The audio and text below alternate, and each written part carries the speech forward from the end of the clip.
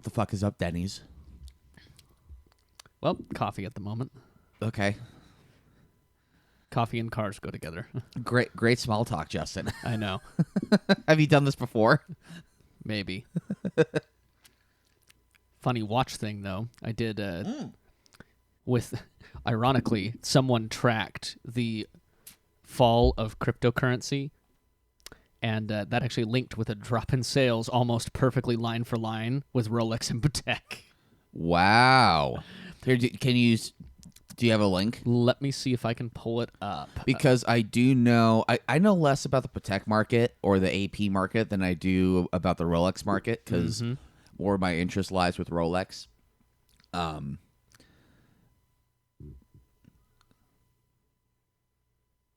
cool. It is logged into mine because I watched it this morning. Oh, cool.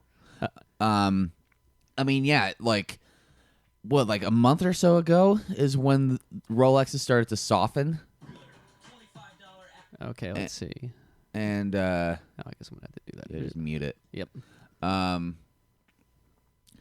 Yeah, the Rolex market was starting to soften, but it was really more in like their high end, like precious metal Daytonas and stuff than it was with like stainless steel subs. Okay. Let me actually see. I bet you the article's in here too. Right there. Boop.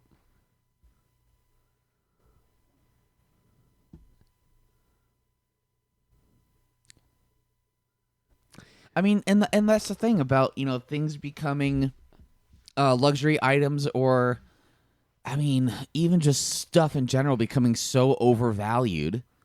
And when I say stuff, I'm not just talking about watches and cars and that kind of stuff, but like wood to like build things, and cost of concrete, and just like when things in general are becoming so overvalued. Mm-hmm.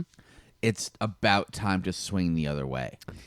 So basically, they did this graph, and they found that both the crypto market and the watch prices followed almost the exact same trend as it went up. And then since this point in early, January to very early March of this year is where crypto hit its peak, and then it has been plummeting ever since. And the watches didn't plummet nearly as far, obviously, because they have more value beyond just themselves. Yeah, because they actually exist. Exactly. But like Bitcoin, since the beginning of this year, has fallen over 2/3 in value. Yeah. Like it has before. It's like it's not real. I know. It's all an imaginary thing. Yeah. But yeah, so. Oh, that's interesting. I just watched this morning, and you watched it?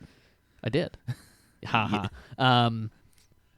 And I watch a lot of his stuff because he's really funny and witty, and he does these every Sunday morning, just quick little like news blips. Oh, cool. That are really well done, and there's some of them that are hilarious. When he did his 69th iteration, the whole thing was a joke. Like, oh, I love that. He scripts these really well. Yeah, it was really hilarious to read or listen to. But anyways, so he mentioned that, and he's been a pretty big skeptic of like NFTs and crypto as well. So he's just like, yeah, it's almost like the watch exists and the crypto doesn't. Huh. It's almost like, I could hold a watch and take it off and like look at it. Well, and he like, huh. Yeah, and the whole point is that like it's just so funny that these follow together. It's almost like all these crypto bros thought they could live the big life for a minute and then realized that they couldn't.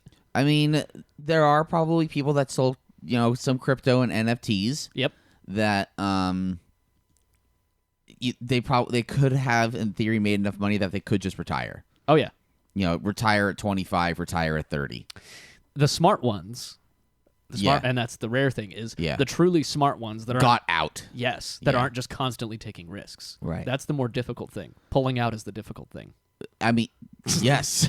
I mean, and the thing about crypto and the NFT market is that it more resembles gambling than it does with stock trading.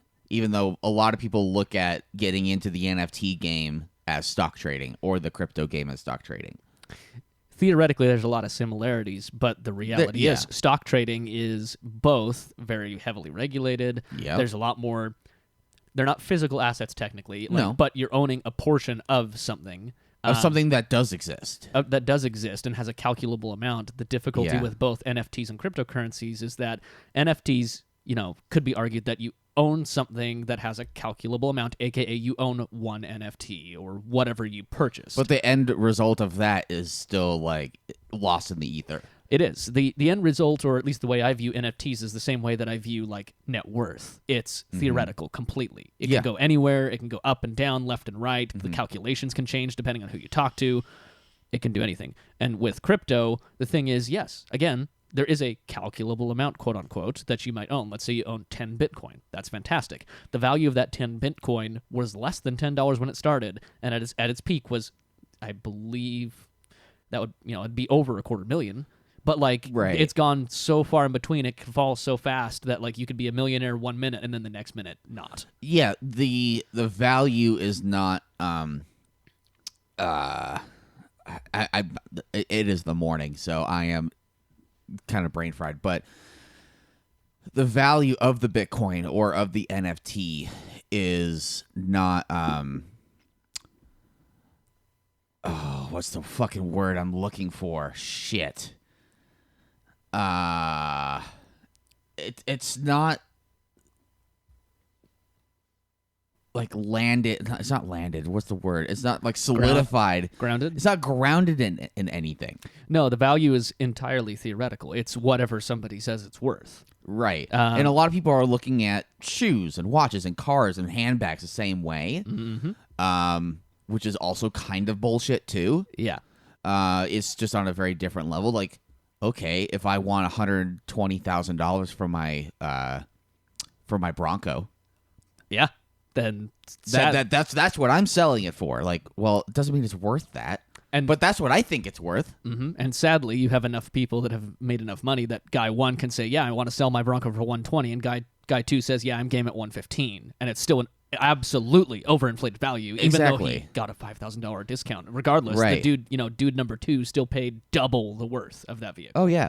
I mean, do you remember the RS6, the Audi RS6 that sold from Audi in Las Vegas for $250,000? Yep. Homie. Well, stop that. No. I actually That was $100,000 over sticker. That's almost an entire another RS6.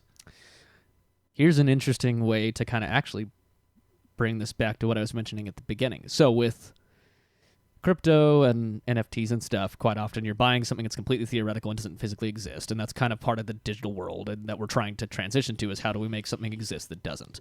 Obviously, when you're buying, as you mentioned, shoes, watches, handbags, cars, etc., you're at least getting a physical item with the money that you're getting rid of to get that thing. Correct. Which is fantastic because that can bring an experience that can sometimes be difficult on the digital realm. There are some things in the digital realm that can bring a consistent experience with paying for it, but it's not as clear cut. Yeah, like a Spotify subscription. Yeah, exactly. So, when you're looking at all these people that have done all this stuff with like crypto and NFTs, I actually mentioned the smart ones were the ones that pulled out, and then the joke is there, of course, of pulling out. I think the same is true for the car market. So we look at all these inflated values and stuff, and our brain naturally is going to think, ah, shit, well, I wish I still owned that car, or I wish, like somebody that owned, I mean, an NSX is a prime example just because we've talked about it so much, when they were, sold it off when they were low, or let's say someone could have sold one in 2008 when they were $25,000, and then they see an average of like 60 to 75. Go, oh well, I should have kept that. Well, okay, but if you kept it and drove it, you would spend 15 years ish on gas, insurance, storage if it's not at your place of residence, registration, registration for every year. Yep. Would you be that much more out? I've given my dad some shit about this, about when he sold his 964 in 2004 for $20,000. That car it was a higher miles car. It was definitely a driver. Yeah. I mean, we also drove it to Moab and back like a bunch of times. Yeah. That car with miles, and if you maintain those miles until today, it would probably still be a $40,000 car. Yeah. Or 40 to maybe 50.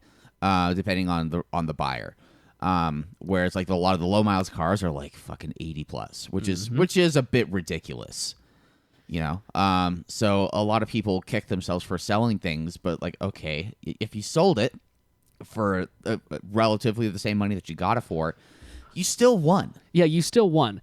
I think we get very caught up in wanting to win big because we see, basically through the advent of social media and how prevalent the internet has gotten, we see the big wins constantly and think that that's the in normal. other people's lives all the time. And that's not the normal. Even in this modern day when like so many things are crazy outpriced and people can effectively ask whatever the hell they want. Yeah. That's still not the normal, no matter what way you skin the cat. It's just that's what is advertised to us as the normal is like some dude buying, a brand new Mustang for, $1,900 or $2,000 back in the 60s. Right. And then another person looks at it like, wow, that was such a rare spec. It just sold for 80, 90,000. And even when calculating for inflation, that's still great. Like he still made money and shit like that. It's like, yeah, but that wasn't the point. The difficulty becomes like, yes, he could have sold out, or maybe let's say that the theoretical person had that Mustang that they bought for new in the 60s for like $2,000. Which, by the way, that might be a gross exaggeration, but like I know that they were. It sounds a little low, but yeah, they know that they weren't too far off of that price. There's like back maybe then. 3.5 or so. Exactly, but let's say that person knows it's worth $90,000, quote unquote, and doesn't tend to sell it. Well, then a lot of people come to them and say, "Well, why wouldn't you money and everything?" It's like, but that wasn't the point. Because I like that thing. Yeah, exactly. Like there are things that I'm generally a pretty thrifty person. I generally don't pay full price for anything, and I'm pretty pragmatic and stuff like that. There's a lot of stuff that I could sell. I mean, in fact, I've talked with you before about like during the whole past 2 years with the scalpocalypse, as it's been known, with like computer hardware and all this other stuff. And I never once paid more than MSRP for it. It just took a lot of work to do that. Yeah. I could have made $6,000-$7,000 on that. Yeah. But I didn't. Not only did I not want to fuel the fire, but the shit's not worth that. Right. And it's kind of almost a parasitic idea that you constantly have to make money on something. In fact, there was I don't remember. I'd have to go look up exactly who it was, but I'm going to paraphrase it anyways and change it a little bit. Sure. There was an article I read where one of the fairly big investor dudes, that's not a huge name, but a mild name, did a little dissertation on like, well, you have to think about what you're investing in. If you're investing in things just for monetary gain, it's kind of shitty. And he's like, I'm saying this from somebody that is an investor. Yeah. He's like, there's more to life than just, leveling up and getting money. He's like, I've made a lot of money, but I haven't made as much as some because I've sacrificed a lot because the things I invest in are things that I want and wanted to invest in. Right. I made smart decisions and I came out the other end good. But at the same time, I gave up a lot of money because I didn't want to screw the things that I loved. Right. And I think that's kind of a difficult thing. When, again, we're advertised so much that we can win big and all this other stuff, which is technically true from a money standpoint. But if you went and sold your soul to sell that car that you absolutely loved for double, triple the price, are you going to regret that in 10, 15 years instead of keeping that car and having the experience? Right. Yeah, I mean, I've gone on mini tirades on my Facebook about cars selling over or cars, dealers asking ADM and things like that. And I've had people that their livelihood is clearly based on people paying as much as they possibly can for an item. Yep. Whether it is something like shoes or houses or whatever. And they've asked me like, well, if someone wanted to pay way over for your Fiesta, you'd take it. Like, no, because I love my car, and it's a lot more difficult to just replace that, even though it is a mass-produced item. What that car means to me, and the fact that not everything is like a Fiesta ST, it's actually more of a unique hot hatch experience. Yeah. Like if someone offered me $30,000 for the Fiesta, I would contemplate it for sure because I have an idea of what the next move is from there. But with mileage and condition, my car is probably worth in the high teens. Still, probably. It's probably still worth like 18, 19. Yeah. So I wouldn't sell it for 25. I wouldn't sell it for... I'm literally going to pull it up because I'm curious. Yeah. I mean, and that's my assumption is based off of listings and things like that. Not necessarily what Kelly Blue Book or Nata Guides has to say. So yeah, Ford Fiesta ST, 2016, right? yes sir. There's a body style thing up there. Yeah, it's gonna be right here. Fiesta. Yep, they kept it in the same one. Yeah, It's weird. Sometimes they'll separate them, sometimes they do. but sometimes they won't. Fiesta ST i4 Turbo. Yep. God, I wish we got the 3 doors here. That would be so cool. I'm just gonna put in. What's your zip code? 103. Mm-hmm. Boop, boop. And then you're at like 50, right? 56. Whoa, that was weird. And then, So leather seats, mm-hmm. power sunroof, automatic climate control, Yeah, I guess. and Yeah, I think heated mirrors, maybe heated front seats and nav. well, it's based. Yeah, It's basically a fully optioned car.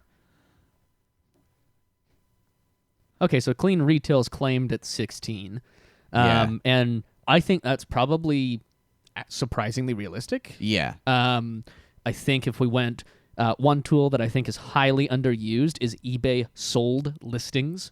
Yeah. Because you can go, for instance, if anybody doesn't know, and you can, obviously this goes for anything, not just cars, you can search for whatever the hell you want in the search bar. Then on the left-hand side, you can scroll down a little ways to the show only, and you can click sold items. So then at that point, it will only show you things that have actually sold, Cool. and then just make sure your categories are all correct. Yeah, it just shows cars. I know. Cars and trucks. There it is. Oh, wow. So it looks like there's... I want to do an engine swap with an old Fiesta Yeah. with the new 1.6 turbo.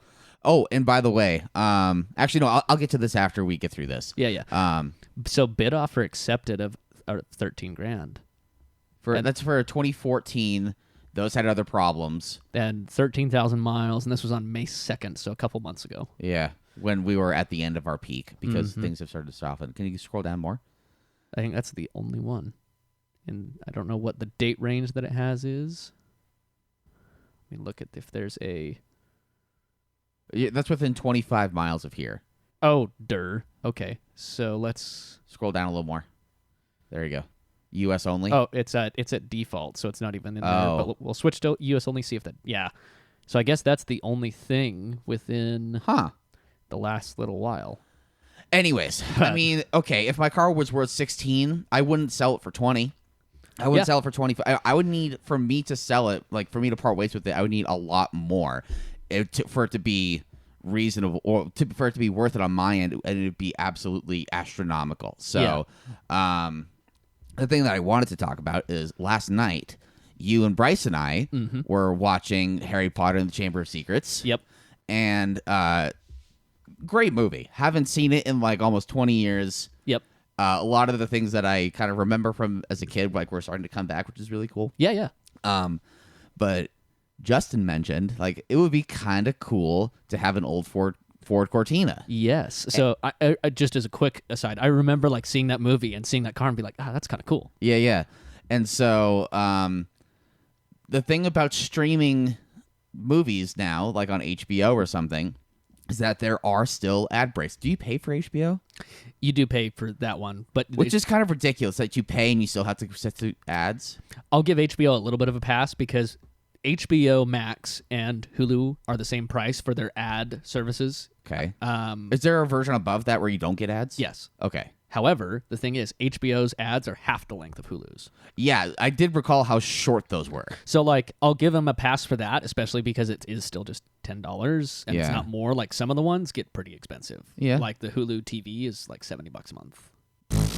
No, they can get pretty expensive. Jeez. But anyways, like what I was talking about with the old Cortina is like an old Mark 1. Mhm. Like, I started thinking last time, like, okay, could you buy a relatively clean-ish, like, rolling shell and then shove, like, I don't know, a Fiesta 1.6 turbo in that? I know, keep it brand specific. Either do that or so I was looking around last night. People have done like Ford like Z-Tech naturally aspirated motors, like 2-liter Z-Tech motors. That is not it. I mean that is a model of a Cortina. It is. It resembles a Cortina in some way. But yeah, people have done that. Some people I think have done some Honda swaps. Yeah. It would be cool to keep it like more powerful than stock and like still kind of buzzy but naturally aspirated. Mm-hmm. I did see something where someone shoehorned in a Honda S2000 motor. Okay. Someone also has done. Actually, I want to say it was on Bring a Trailer, or no, it was Haggerty had an article. That thing on the upper left is what I showed you last night, the Rust thing. Yeah, the yeah. 1967. That's a Mark II. Yep. But anyways, yeah, it would be cool to like have an old Mark I and have it like painted blue, like that really pale blue. The vehicle I'm referencing is the one that belongs to the Weasleys. Yep. The flying car. For those of you that have seen Harry Potter, which I'm sure is a lot of people. Sadly, I think that would be a little bit old for the internet. It would be interesting if you had a way to plot the values of Cortinas and watch for when that movie came out and see if the values spiked a little bit. Oh yeah, I doubt it. This is 2002, back when that movie came out. So the internet was young then. So in my very super brief research last night, I did find articles of people like trying to talk about motor swaps. Yep. And the 4 articles were from 2004. That's fantastic. Yeah. Digging into old internet is always funny. It's weird. Like I saw the date codes like on all like the forum posts. I'm like 170504. Like, wait a minute. This isn't 2017. This is not May 4th of 2017. This is the 17th of May 2004. Yes. Jeez. Yeah. Yeah.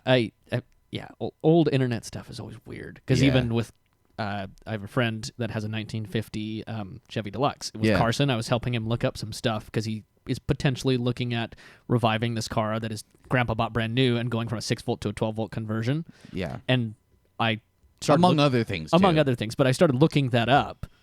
And it was funny because about half the posts that I found were at least a decade old.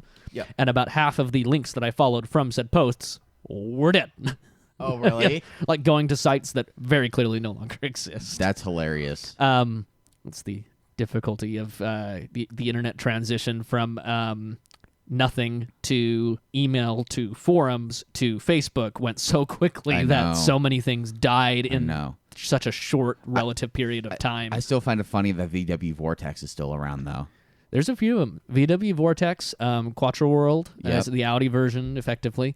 There's several Saab forums. In fact, I'll give the Saab guys this. There's 2 specific Saab forums that have not died but more thrived. Mm-hmm. I think primarily because they branched out a little bit more than some of the other forums did to stay alive. Yeah. With like knowing Saab owners, though, that's not terribly surprising. It's not. And the dude that runs one, which is actually where I found my Saab, funny enough. Oh. I'm actually friends with him on Facebook, and he's a pretty cool guy.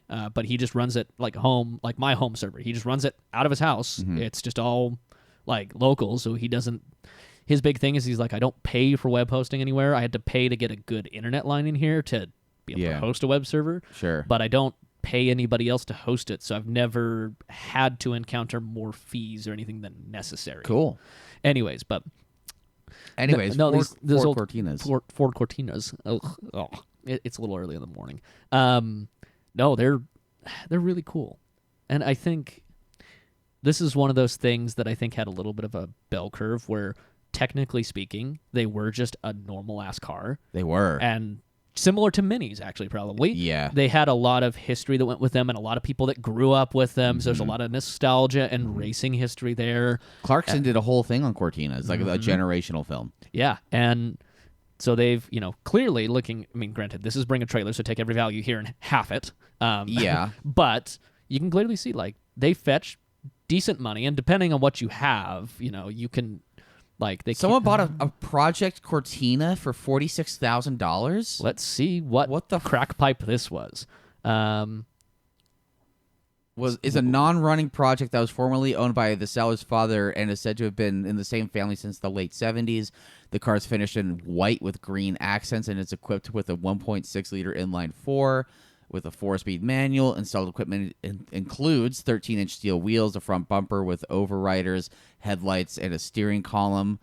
Parts included with the sale consist of spare wheels, a rear bumper, clutch disc plate, taillights. I mean, there's visible rust on it. So 28,000-mile California car. Does look pretty well optioned, though, to have the radio, and Yeah. and then the built-in heater and all that. Ripped seats. Oh, no, it's pretty clean. Yeah. Yeah. I don't agree with 46 grand, but I can see. Oh, God, no. I could see why somebody would pay more for this. I mean, take a zero off of it, really. Yeah, yeah. Because there was another project that sold on there for like $1,600. Yep. So, someone clearly wanted it. Very much so. Like, that's just crazy. $46,000 for a non-running Cortina. And, like, yes, it does seem to have good history, especially if it can be proven that it's been in the same family the whole time and 28,000 original But it's not miles. like it's a special family. It's Yeah, not yeah. like it's the royal family of Monaco or anything. My factory Lotus Cortina shop manual is now worth $1,500 in the comments section. Someone else just said, "Holy crap!" Crikey, right after the $46,000 bid. Yeah, that's crazy. Oh, I wonder if they're actually like a shop. They probably are. Yeah. Or a dealer. Yeah. That is crazy, though. Like, I wonder what the play is there, though, because if they are a shop or a dealer, like, paying that high for the start of a project. They would need to sell it for like 60 or 70. At least. Yeah. Depending on what they're attempting to do with it. Right. Like, Can you Google like a S2000 swap Cortina? yes, I can. Because I did find an article on Haggerty last night about it. Someone did do it. Yep, Yeah. right there. Yeah, it has like the S2000 gauge in it, which I would try to not do. But a 240 horsepower Cortina that's naturally aspirated still, like, that's what's up. Oh, yeah. Right Yep, there. right there. Yep. Mm-hmm. That's pretty cool, though. Yeah, so that's sold for 30. A finished project with a Honda S2000 swap and a clean car. Sold for 30. So that other one's real crack pipe status. Oh, 100%. Which I knew, but ooh yeah, I love built-in roll cage. I mean, the vintage bucket. Oh, that's great. I'd like to have that on the other side, but It is interesting that they chose to integrate the S2000 digital dash. I think you'd have, well, depending on how much work you wanted to put in, you might have to. Well, remember, we've had conversations with like Steven on how much work he had to put in to make his vintage gauges work with a modern system. Yeah. By building little motors. Yeah, to he had to communicate. work. He had to create a whole other back end to go behind an old gauge. That's lovely. It actually looks pretty good in that engine. It looks bay. bad. Look, doesn't look bad. It fits well. Yeah. I mean, even the trans and everything seems to fit beautifully. Yeah. People do have to extend or enlarge transmission tunnels. Doesn't surprise me. Yeah. Yeah. I mean, yeah, this is clearly enlarged. Yeah. Because, yeah, I mean, back then, especially when most of these were probably 3-speed manuals, like the transmissions themselves were so much smaller, and they only had to deal with and the footprint that the engine took up, like, it would be not nearly as much, so it wouldn't be as pushed back to start the transmission. and they needed to handle so much less power, like 50 horsepower. Oh yeah, You know? yeah, Versus 240. yeah. Power is sent to the rear wheels via Honda 6-speed and a narrowed FB-RX-7 rear end. Interesting. With 390 limited slip diff. S2000 fuel tank. Exhaust is modified with cats, which is as they should be because you don't lose power with cats. Believe it or not. On this episode of Ripley's Believe It or Not, emissions equipment doesn't hurt you as much as you think. It genuinely doesn't. It genuinely doesn't. And this Oh, look at that. It's going through the dirt. Oh, but I like this one. Like going The water is cool. Click that one with the go up 1 and 2 over. Oh, yeah, right there. Yeah. Nice. Someone's sending it on some dirt rally. Ooh. Oh, whoa. That's an Alpine A110, right? No, it's an Alpha, I think. Gotcha. Look at the clover and the triangle. Oh, yep. Mm-hmm. It must be some Alpha. Yeah. it looks like that could be in actually Mexico. I know. Somebody actually went to Mexico. What is that? That? I don't know. Sorry, there's a bunch of vintage pictures on this listing. Well, vintage as in probably within the last 20 years. Yeah. Where, clearly these guys took this car that they built and used it, which is fantastic. Yeah. But there's a bunch of other cars that are involved in here that are not. Clearly this has gone on like a Pan America rally of some kind. Yeah, that's crazy. That's cool. Yeah, I want that. So that's my latest thing I'm salivating over. I mean, there's always something. It's so easy, especially when, as we've talked about before, we're in the middle of a transition of good reason to more sustainable methods of transport. The things like this that are, the history and the good old-fashioned mechanical engineering become more desirable and such a more cool experience. Especially something like this, where it's built to clearly be used and built to run and move and everything like that. And it's just such a crazy thing. Let's see. Yeah, 30,000 for that. That's 30,000 for a turnkey S2000 swapped Cortina. That clearly has been proven that it works. It works, driving through the water. That's fantastic. That actually does look more like a period correct photo. That's crazy. I love this. It's just so cute. What the fuck? In this Bring a Trailer listing, one of the photos is the trunk popped in the Cortina with a 27-inch CRT and a VCR stacked on top of a bucket. Can you save that to the desktop? That is hilarious. I want to put that on our Insta. That's hilarious. That's so funny. I can't even believe that. Stunning and brave. That's great. Man. Those pedals. Holy crap, look at those pedals. Yeah. Wow. That's some beautiful aluminum millwork. Mm-hmm.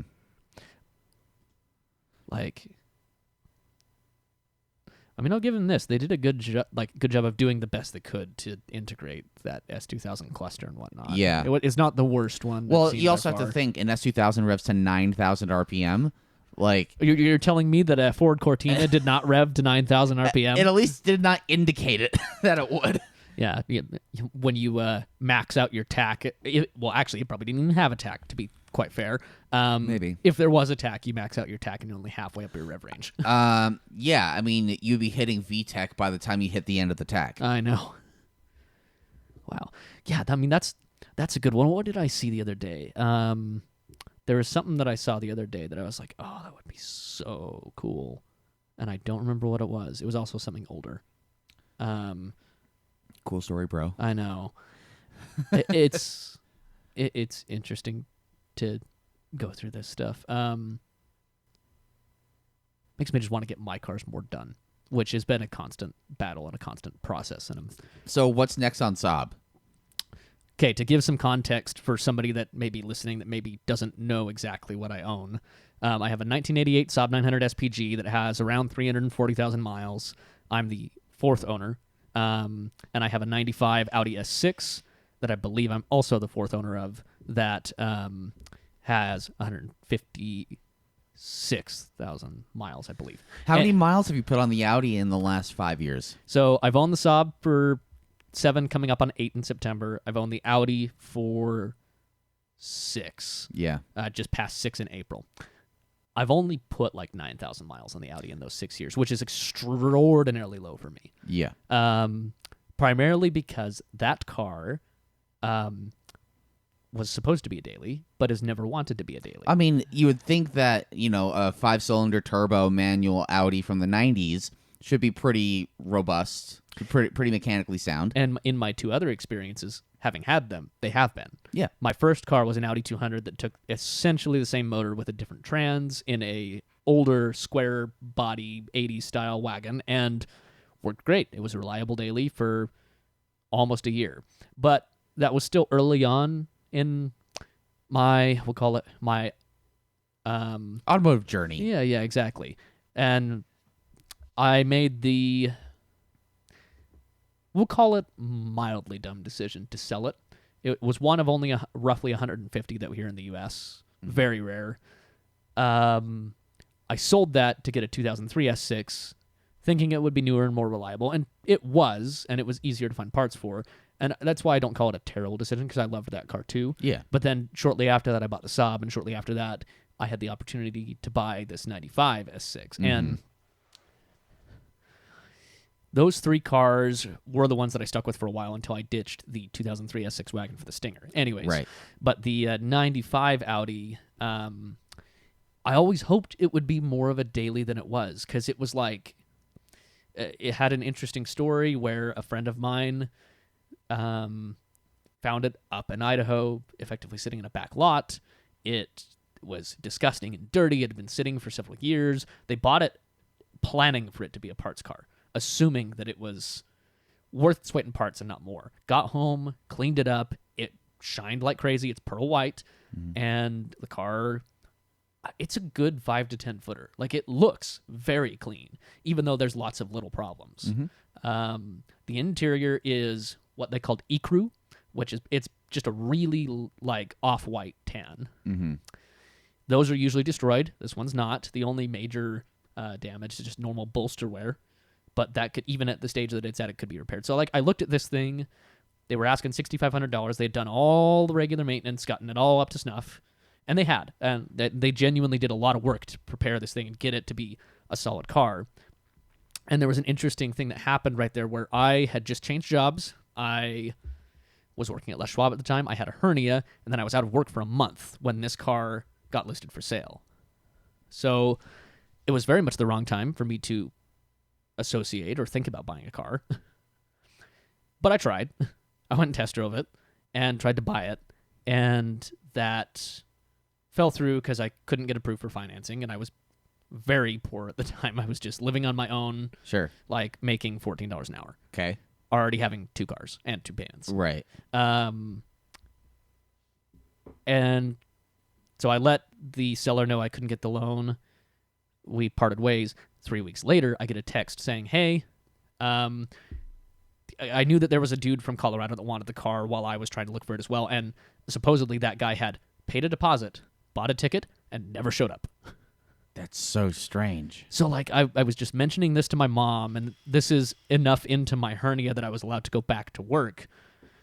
And my mom was like, well, if you really want it, I know you're good, so I'll co-sign and help you get it. Which we did, and I got the car.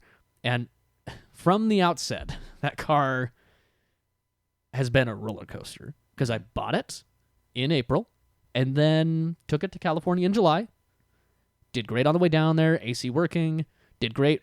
I drove it down to San Diego first, then up to LA, went to the Peterson Automotive Museum. On the way home, middle of July, it decides to conk out in the middle of rush hour traffic, push it off to the side.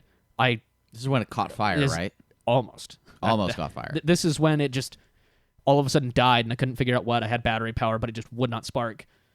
So I got it towed off, got connected with somebody in LA that the person I'd bought it from knew. We spent like until 3 a.m. trying to get the damn thing to work. Couldn't do it. So I went and rented a Penske and a trailer and tried to start trailering it home. And then the trailer brakes caught fire because the brakes had been recently serviced and installed incorrectly on the trailer that I rented. Anyways, there was that. It had a seized caliper shortly after that. Then pretty much every suspension bushing started going out shortly after that. Plus, like, anyways, it's been this constant roller coaster. And I look at these cars and I'm just like, I'm glad I'm finally turning the corner with my business, because I've had to put off a lot of stuff with that Audi and with the Saab to get my business to where I am. But I look at these things and I'm super excited for the near future when I'm able to, like, go and finally do some things. Because here's the thing. I mentioned actually last week on the podcast that, like, I have been in the potential look for a new daily here in the next year or two to just eliminate using the truck as you like hinted an NSX being a tool for that job. And I think it really well could. But one of the other, but it's not a realistic thing. Exactly. One of the other like more realistic positions vying for that contest is just dumping like a solid 10 grand into the Audi. I think that would be a more sound financial investment for sure. Because I only paid $6,500 for that, which was at a fair deal and still is at the time. Sure. Like, I didn't overpay for that car, luckily. No. And especially with as clean as it is and as well as it generally drives when it wants to, there's a lot that could be done there. Because like I've always had this dream of taking that car and turning it into like an amazing 300-ish wheel horse daily. Yeah. Because all things considered, it's not that expensive or that hard to do to those cars compared to other things you could attempt to do. There's no Sure. swappage involved. It's just take the engine. You're not doing big turbo upgrades necessarily. You would have to get that number. A bigger, but you're not talking Yeah. an 88 millimeter fucking turbo. No. But even if I didn't go that far and I was just shooting for like 250, which the car, even at the current state, is not too far off. Yeah. I mean, I wouldn't even have to upgrade the turbo. Right. Anyways, but it would be cool to get that car to a state where it's just turnkey reliable. Like its current problem, for instance, as we mentioned emissions earlier, is that I have at least one of the two cats that's failed, so it just barely won't squeak by emissions. And that's just one of the things in a list of constantly changing problems, from like a fan deciding to disintegrate and shoot through the radiator or anything else. Anyways, because if I could get that thing to like a awesome, reliable daily status, which has kind of always been the goal to begin with, that would be, like it's such a unique car and it's so good at just generally driving. It's always been a dream, and I would love for that to actually happen. Yeah, and as much of a fan of people dailying sports cars that I am, and I aspire to be that one day maybe as well. Yeah. I think definitely for you and for your needs and for your goals and your happiness, I think like it would be cheaper than buying a whole other car. And if you just sent a check to Ben for like 10 grand and just say, I want you to bomb-proof this car. I want it to be a bomb-proof 330 to 350 wheel horsepower car. I want to turnkey drive it every single day of the year. Yep. Go drive up to Mount Nebo. Go drive out to the Salt Flats. Go do a bonsai trip just last second down to L.A. and back. Do everything. I think that's way more of a solve for you than jumping into something else that would be maybe a newer car for like a $30,000 price tag. Yeah, and to top it all off, that car does fit in a fantastic category of its...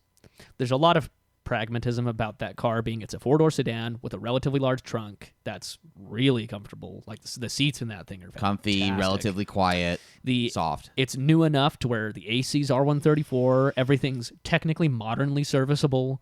It is electric ignition, not like a distributor. Like there's a lot of it's right after the period of we made a lot of improvements in like we'll call it automotive well-being and maintenance and stuff. Just after OBD2 became a thing. Right before, actually. Oh, because OBD1 was like 92 or something, right? Yep, and then OBD2 was 96. So the funny story with those cars is... Okay. But are you still OBD1 then? Mm-hmm. So how those cars worked is they made effectively two different versions of those cars. They had the S4, which was 92 and 93, and then the S6, which was essentially the same car, completely the same car, except for extremely minor cosmetic bumper changes, but underneath the same car.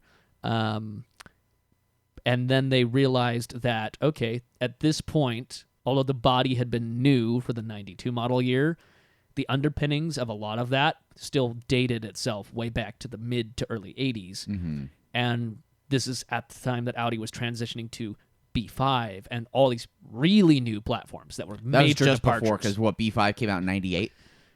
97, I believe. But yeah. Okay. So like they didn't want to invest the money in this platform, but to be compliant with the 1996 model year, they had to add OBD2, right? Which would have negated a complete overhaul of the 5-cylinder. So the death of the 5-cylinder really came about because they didn't want to reorganize the entire engine management system. So those cars were sold new in 96 as 1995.5 model years. And is that what yours is not a 0.5? Mine's not a 0.5. No, mine is just a 95. But either way, like that's the only thing it doesn't have from a modern standpoint. But I can still flash codes and read them out pretty easily. Yeah. So it is still modern enough to do that, to get some info. Do you have to take like a paper clip and put one in one end, one in one out, and So- check the flashing of like check engine lights and stuff? That's one way you can do it. Fortunately, though, the wonderful guys at Rostec that make VAGCOM. Okay. Actually, there is actually a way that they have an adapter with, because there is a service port in that car that's just pre-OBD2 that you can still use VAGCOM for that car. Oh, that's cool. It's a lot more simple than That's way more civilized than it could be. Yeah, no, it's very civilized for a car that's not OBD2, that doesn't have all the fancy features that OBD2 cars do. Yeah, if you had like a Jeep YJ with OBD1, you'd be Fairly screwed. yeah. Either way, like I kind of, as much as I toy with the idea of having something else like an NSX, and that would be really cool, and I still would love to like, daily one at one point, because I do think it's totally possible. That'd be rad. The car that I currently have sitting in the garage is one that I think would end up shining in that role if all of its baggage could be solved. Right. And especially when like it gets just good. I mean, granted, at these prices, it's still painful, but it gets just good enough miles per gallon to be like, okay, it breaks into the 20s. I was gonna say it's low 20s on the highway, probably. Yeah, it theoretically is around 21, 22 on the highway, which is fine. At elevation. We get less. Yep, But still, it's fine. It's not great, but it's not horrible. yeah. And especially if I'm just using that car as an around town daily, I'm not going to get that anyways, and it's not going to do the shit tons of mileage, so it's not really going to matter. And But for when you are able to potentially say goodbye, not say goodbye, but turn the truck into an actual just work-only vehicle, yeah, and you need a car to take you just from your place to a shop or like a detail shop or whatever. yep, I mean, I would see you probably splitting the time between your Audi and your Saab yep. probably in half, like one half for each car. Yeah, fortunately, the one thing is the Audi doesn't suffer from one thing the Saab's currently suffering from, which is rust. Yeah. So ironically, the cars are almost polar opposites. They are. The Saab, mechanically, has been nothing short of astonishingly reliable. How much has it cost you in 6 years? When I added it up once, I'm probably still below like the $6,000 mark total, including purchasing, registering. I mean, like, minus the purchase process. So minus the purchase, it's probably cost me, including fuel, probably $4. Because like tires on that thing are 15s. Yeah. They're dirt cheap. Yeah. Everything on that car is dirt cheap to fix. You did a steering box once. Yes, I did. That was my own fault due to a small accident I had where I actually snapped the steering rack, and it still drove home. Yeah. Yeah. I mean, that car, when I bought it, because I bought it 6 months after I bought the 2003 S6 wagon. Right. It ended up being a more consistent daily than even that 2003 S6. Yeah. The 2003 S6, there was a lot of unshipboxing to do when I got it, which I did, and the Saab was the daily while I was doing that. I totaled that car in a Deere, so the Saab was the daily while for a time while that car was down, but then the Saab went down through the little incident I had where I snapped the steering rack. Yeah. So then the Audi went to the daily, and then that had problems. So there was a time when all three cars were effectively down for the count and problematic. Mm-hmm. Anyways, but once I got a steering rack back in the Saab, like, it just works. And ironically, it's by far the highest mileage car I've owned. Yeah. And it has the most checkered history in a weird way, because although it's clean title and although I have a shit ton of service records and all this stuff, like I have a document from 2001 when the dude I bought it from bought it, Sure. stating that the odometer hadn't worked already in 5 years. So nobody actually knows how many miles are on it. I just know that it had at least 186,000 miles in 2001. Right. So you're approaching 350 now? That, as far as like my rough calculations, I think so. Okay. And about from looking at what the previous owner did and me, my rough estimate is that I bought it at around 295. Yeah. And I've put around 45 on it.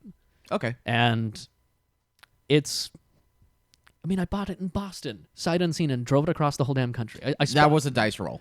Yeah, it was a dice roll, for sure. And something that I've done twice, and had great success both times. In fact, I've done I've done it 3 times because I did the opposite of that with a car here and drove it out to a friend of mine in Tennessee. Yeah. And I've had decent luck with that. But with the Saab, it's like I put 4,000 miles on that in a week and a half, and it loved every single second of it. And even now, when it sits a lot and it's a lot of like things are coming up needing a real big, You mentioned turbo work before. Yeah, my turbo hasn't really boosted in a while. I believe my wastegate's bad. Okay.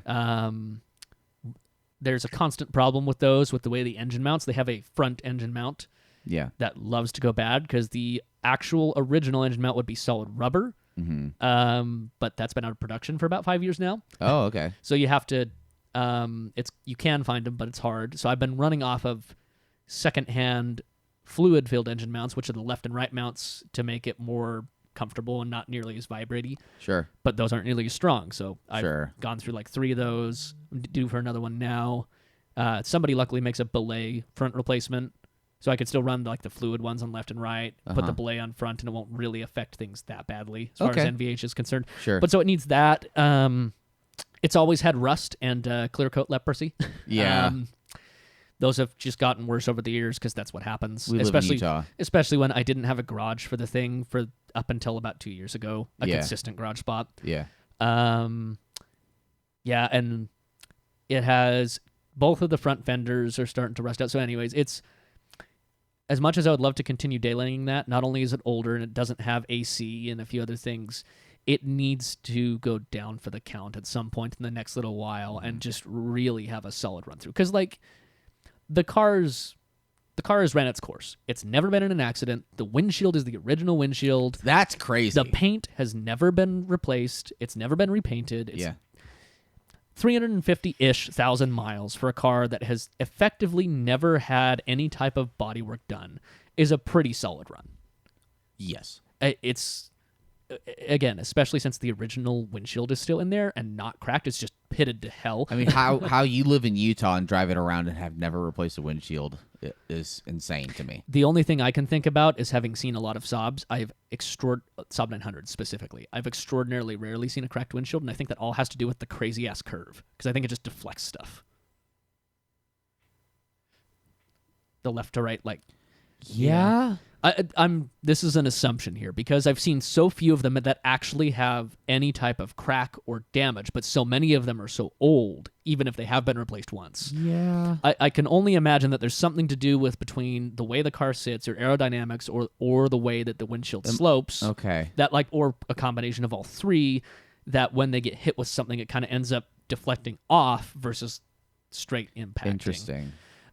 Just because most of them I know do have very pitted old windshields. Yeah. Even if they are replacements. So I don't know. Anyways, but either way, being that car's run its course so much, like it needs like it needs a good like $15,000 thrown at it. If I was to like say, okay, it's ran its course, let's send it to a body shop, get all the rust fixed, get it fully repainted as much as it's cool that it has the original paint. The paint's gone. Paint's expensive now, so as stated with other things earlier in the podcast, that's where a lot of your money would probably be going. Yeah, because the Paint engine, and rust repair. A turbo rebuild, because actually my father just did one on his Saab 900, is $500. Yeah, it's not bad. No, exactly. for a complete top to bottom refurbishment, bearings, impeller, and all. Yeah. So like mechanically, it just simply needs that. And some other minor things, but it doesn't need hardly anything mechanically except for just a good like cleaning and refresh and just a couple seals. Mm-hmm. And then some new engine mounts and stuff like that. And like again, $15,000, I could basically have that car completely A new car. Yeah. And eventually I will do that. But I think I'll probably prioritize the Audi because the Saab still runs it as it is. Right. And the Audi has a better chance of being a better daily and much more comfortable daily. I mean, your $15,000, or let's just make it easy math for 10. Yep. Your $10,000 will go a lot further probably with the Audi than it would with the Saab. Yes, because there's more things that $10,000 would invest in to make comfort of usability better than like the Saab. Which $8,000 of that for the Saab would just be paint. Yeah, would just be paint and body fixes and stuff like that. That's great visual work, but... And it can protect, the car from, further rust. Yeah, exactly. But still. So, yeah. Anyways, like, looking at stuff like this really makes me think, okay, so this Cortina right here, being a 65, is at this point approaching 60 years old. Yeah. It does make me wonder, like, rounding out my whole conversation with the Audi and talking about how what I want to do with that now and kind of turn it into a real good modern classic daily, we'll call it. 95 is a modern classic. You know, in another, being that there's 30 years between that Cortina and mine, add another 30 years, I wonder, like, what my Audi will be thought of like. Because that's always the interesting thing is I don't know. Where will we end up? Because being that, again, we're going into this new era where we're finding better, more sustainable modes of transport, which we need to do. Yeah. The things that we think of now, like those cars, which are kind of have plateaued in value for years now, at around the $6,000 to $12,000 mark. You mean bottomed out? Yeah. I would say bottomed out. Plateau. Reverse plateau is a high point. Reverse plateau. It's valleyed. Valley floor. Yeah, exactly. Yeah. They've been at valley floor for about the past 10 years now and haven't really moved up or down. Yeah. It makes you wonder where they're going to end up. The Radwood effect is real. It is, and that car's towards the mid-tail end of Radwood.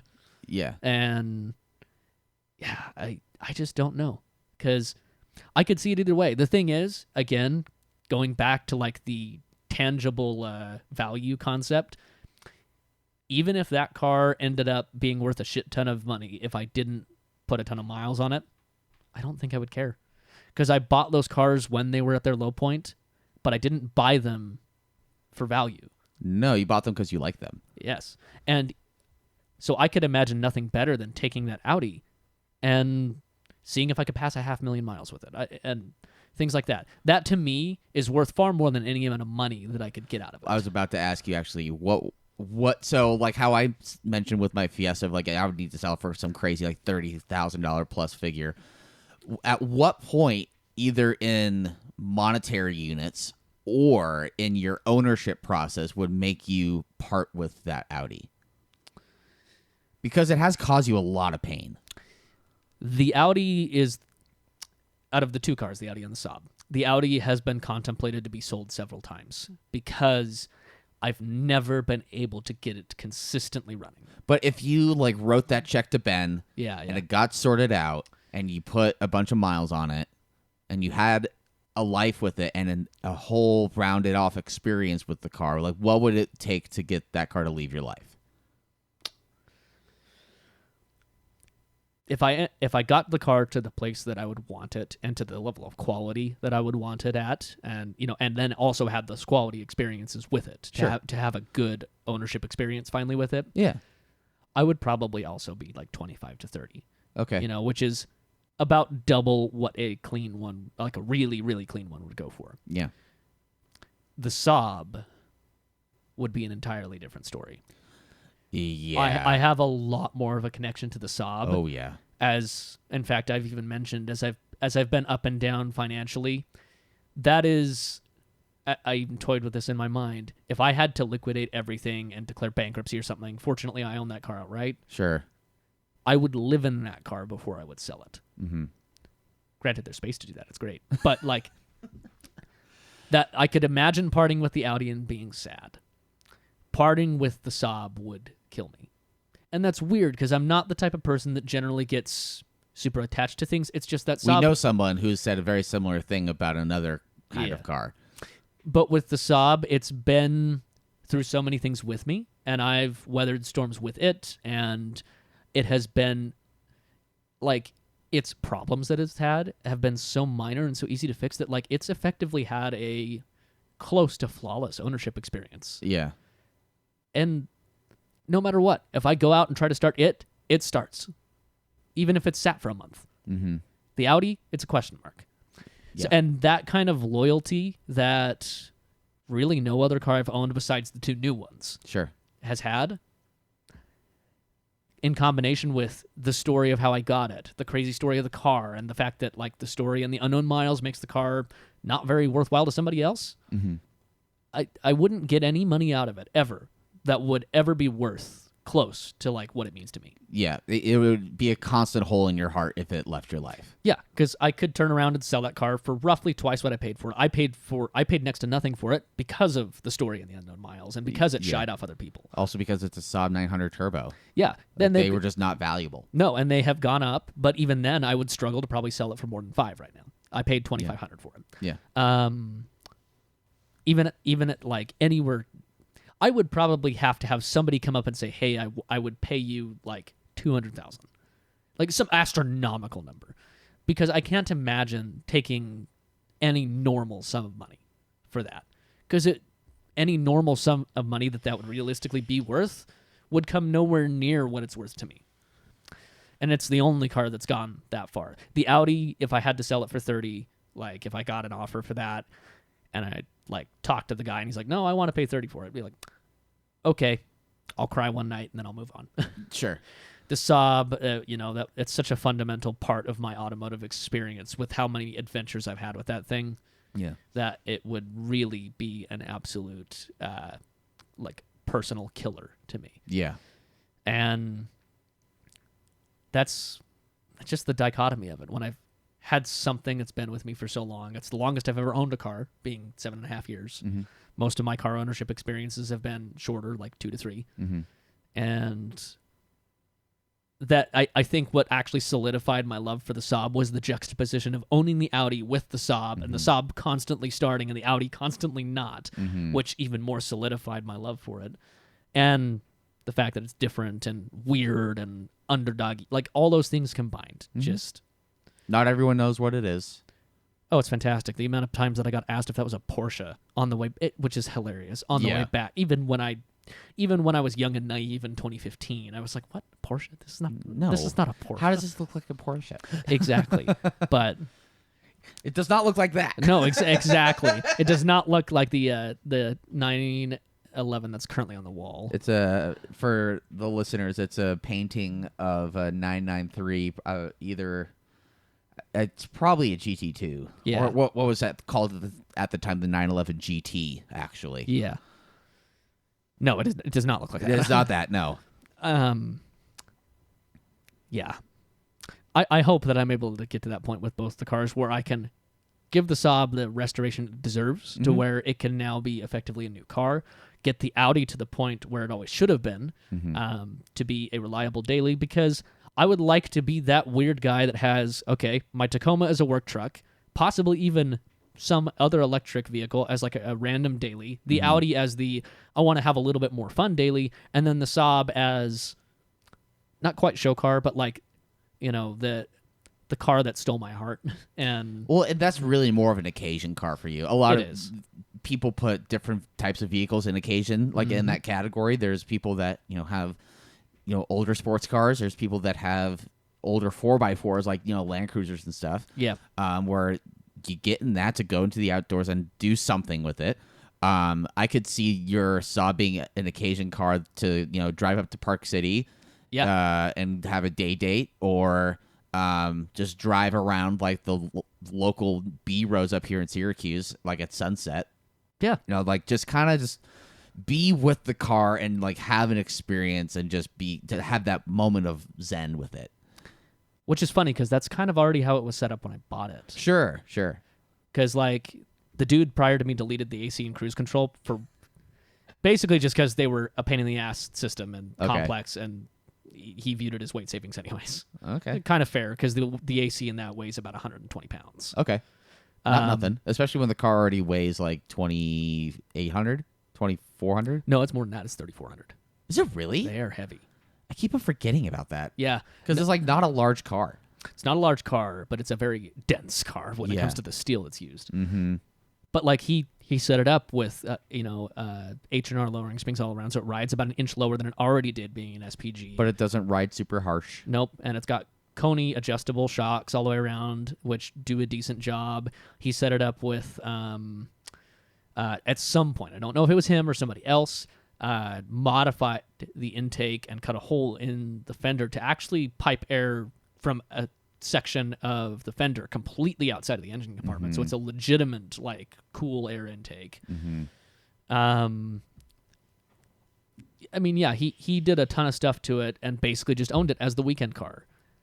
And that was what him and his wife would go drive around. And he put a good amount of miles on it and probably did a good balance of putting enough miles on it to keep it happy and healthy and Sure. a lot of money into it, but didn't, go crazy. And yeah, I could see it as that because that's the car that's just really happy to just cruise around. Yeah. It's decently happy on like Canyon Road, but that's not what it's best at. What it's best at is just making you smile, I guess. And that's really, what counts. So last night I came up to Syracuse to a friend's birthday was happening and decided to drop in. And I knew I was going to be here this morning anyway, so I just figured I'd just come up and stay the night. Yeah. And our friend also lives in the Layton, Syracuse area. I had some phlegm. I know. It's still morning. Yes. And Justin and I, we left in two separate, because we got there in two separate cars, and we left at the same time. And we, unfortunately, Utah right now has a few fires going on. Yeah. One much larger than the other two. And the sky was definitely that shade of orange and red. But what's interesting about the geographical layout and just the ecosystem that is up here is so different. And this is what I keep on falling in love with Utah about. It's just like different scenes, different geological sites or environments. Because like, yeah, Park City is up in the mountains, and you have Moab and St. George and stuff that's down in like the Red Rock Desert, and there's a lot of other alpine stuff. But what people that don't live here specifically forget is there's like a bunch of like farmland and stuff. And so, and I've been kind of discovering and coming to terms with like this part of Davis County, especially in particular, is kind of like Utah's own slice of the Midwest. Yeah. Which is interesting in terms of people and also just the environment. And I had like this weird calm following Justin in the all track. Yep. I was in my Fiesta and I had windows down. It like the sun had just kind of set and was behind some smoke and some clouds, and so it had cooled down just a little bit. It was like 100 degrees during the day. This was probably in like the low 90s, so it felt cool. Comparatively, cool-ish, and with the wind rushing in and the AC and stuff. And I also had like a moment of calm just driving 35, 40 miles an hour, listening to my intake and my exhaust. And just music off, just relaxed. And I don't have that much in my car because of the harder ride quality than a lot of other cars. And, it's kind of hot boy-y. It makes noises. It makes noises, and, steering is communicative, and have really aggressive Recaro seats. And, like, there are some boxes that check the enthusiast, profile for. But just having just a nice relaxing moment. Like, I understand what you mean about like just wanting to cruise. And like that's when I know a car is really right for me, when I actually just want to cruise. Like that's how I was with the first 964 that I drove. I enjoyed getting on it and hearing, that air-cooled flat six rev out, and like running through gears and stuff. But like I also thoroughly enjoy just driving the speed limit, which, I'm part of the reason why the show is called Exhibition of Speed. So, and I think that's also the mark of a good car. It is. Because we've voiced many times that part of the problem with more modern high-end cars is just simply that it feels boring in a daily sense. Right. Because you can tell that the car is kind of bored just doing such plebeian tasks. Mm-hmm. Because its capabilities are so far beyond that. And that was the thing that it really I did enjoy about the yellow car, about the yellow NSX. Yeah. And, I mean, to a point, the black car as well. Yeah. There was definitely a sense of, like, engagement in theater with the lack of power steering. There's just an element of that. Like, regardless of how hardcore about steering you are, you have to admit that there is a level of that above most other modern cars out there, because basically fucking everything has e-pass. Yep. It's always a celebration when a new car doesn't. Like the new Amira, it has hydraulic steering. Yeah. But with no power steering of any kind, driving that around is just kind of nice, but having in that yellow car, that's part of what really spoke to me is its ability to genuinely do the 7/8 we're going for a canyon drive type of driving, and then also just putting around town. And it's funny. I'm friends with an individual on Facebook that was an engineer at Saab, and I've only talked with her like once, really. We just happened to be in a Saab group, and we just ended up becoming Facebook friends. But like talking with her that once about just random things that she was involved in when she was an engineer and how they made decisions and stuff, and looking at like the experience we've had with the yellow NSX, the experiences I've had with my Saab, and like how that engineering stuff ends up translating to the road experience. You can tell that like when somebody was just designing the car. In fact, actually, we had this discussion about Harry Potter at the very end of last night. When the group of people designing a thing or making a thing are so enthused about that thing that they don't want to let little stuff slip through the cracks, the end product is fantastic even 20 years removed. Like the comment I made is that watching it in, I guess you could say, as Gavin put it, theater quality, when we can now stream a movie that released in 2002 was released on DVD and VHS, which are far worse quality. Mostly VHS. Exactly. VHS was at the tail end there. Yep. Like getting to watch something like that as it was really on camera, you have a much better, experience for it, and you get to see like how good it actually was. A lot of times I've noticed when, as an adult, that if I've watched like a TV series or a movie from when I was a kid, the quality is just so garbage. Like old, like old SpongeBob, or just cartoons that like came out like in like the late 90s and early 2000s. Yep. Just the quality is like, oh, I don't remember it looking like that. But some part of it might have been the job of the people upsizing and rescaling the Harry Potter movie from last night. And you probably could tell also when we would get a slightly worse connection, but then it would pick back up, just refresh. Yep. Be like, oh wow, no, that still looks really, really good. Yeah, and I don't know if they use any film cameras on that. I mean, obviously CGI was used, and I don't know if there was layering that was involved with that, or if it was like early digital film cameras, like digital movie cameras. I don't actually know, but yeah, just and beyond just the visual quality of like the upscaling and all that stuff, the level of consistency and just level quality across the board with everybody that was involved. I mean, there were like the cupcakes that were in there. Yeah. It's like, how much you want to bet those are from craft services? Yeah. You just look at everything that went on with that, and where I'm getting at with this is that like you can clearly tell that everybody from the actors to the cinematographers to the director to all that didn't want to just give up little shit in the name of getting it done quickly or whatnot. And you can tell when a car manufacturer does that as well, because one of the things that quickly goes by the wayside is if somebody's shooting for a stupid fast car or heavy numbers, a lot of just general comfortability goes out the window.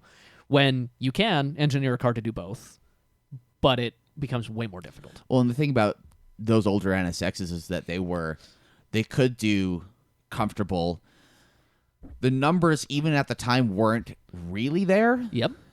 There were still cars that were faster, even their competitors, but the fact that they were able to be as involving while also not beating you up and not taking a toll. I really genuinely would happily take that yellow car and drive it down to Southern California for a weekend and back.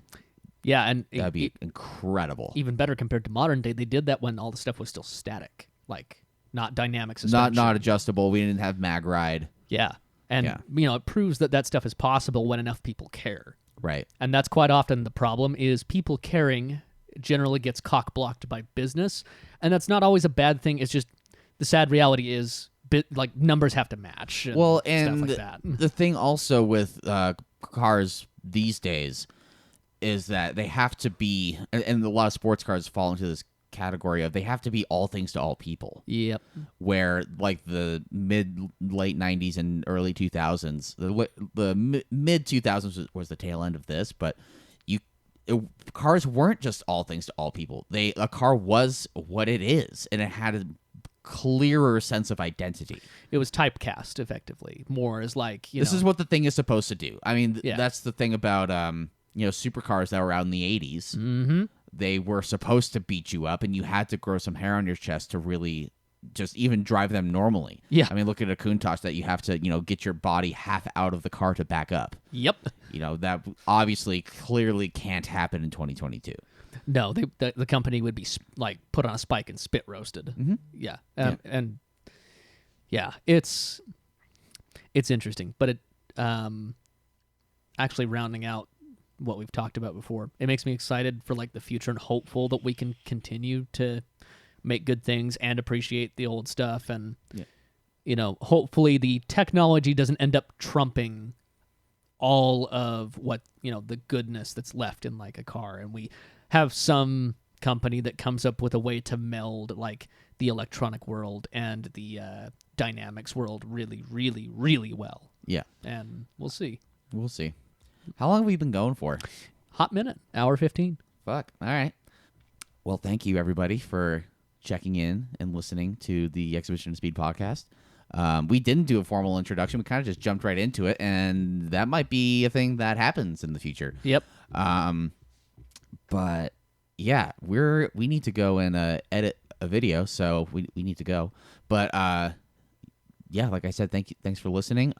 If you want to check out any merchandise, if you want to support the show, just go to exhibitionofspeed.com. Also, we have links in bio for like our Instagram stuff at Exhibition of Speed. We have hats, shirts, stickers.